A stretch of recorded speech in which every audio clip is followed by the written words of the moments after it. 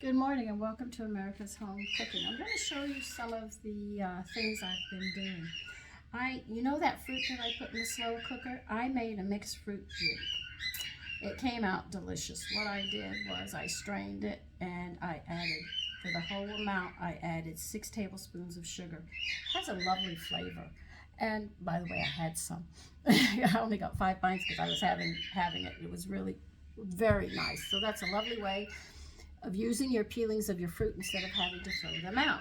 Now, my dehydrator I have been quite busy on. I dehydrated pears with the skins on, and they came out really nice. I just cored them, that's all I did. These apples I peeled and cored, and they came out really nice. I can't even tell you how many apples or pears. Mangoes, I think there were 6 of them that I used. I did. And all of them are cut about a 1/4 inch thick. All of this dehydrating that I've done. And I've made sweet nutmeg apples. Now these, what I did was, I left the skin on and I just cored the green apples, right? Let me get a small piece because I'll stand here and just keep on eating. I sprinkled them with sugar and then I sat there and I sprinkled nutmeg on them. And I flipped them over and did it on the other side and it came out really nice.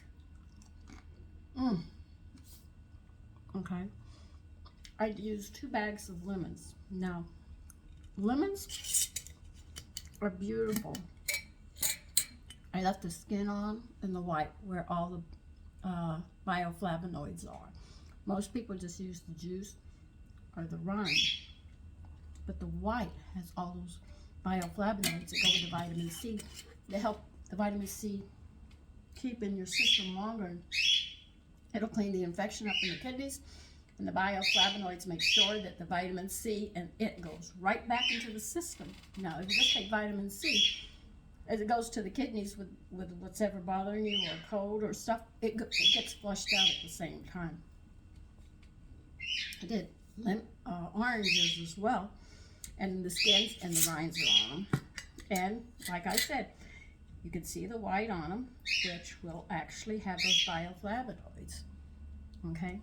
Now, the fruit I plan to make trail mixes out of mostly and munch on, and sweeten them up and make them like little snacks around the house. But the lemons and limes, I'm going to make with teas. Now, it doesn't stop me from adding papaya into the teas that I make, or apples.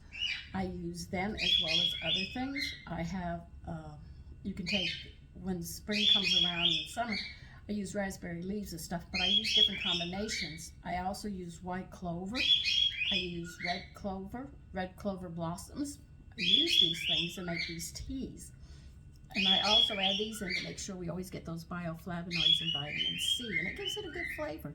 So if you look on the Facebook page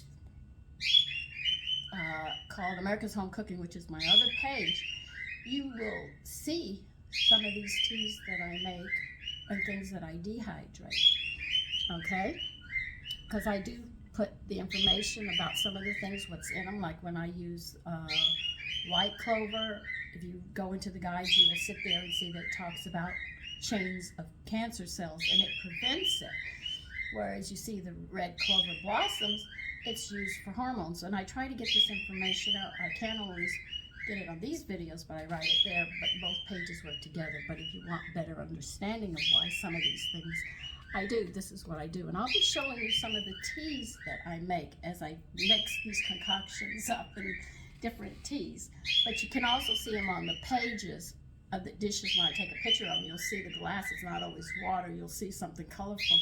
It's not just regular juice that you buy in the store. I actually make these teas and sweeten them, and we have them with the meal. Now, I hope this helps. Take care, and God, have a lovely day. Bye-bye.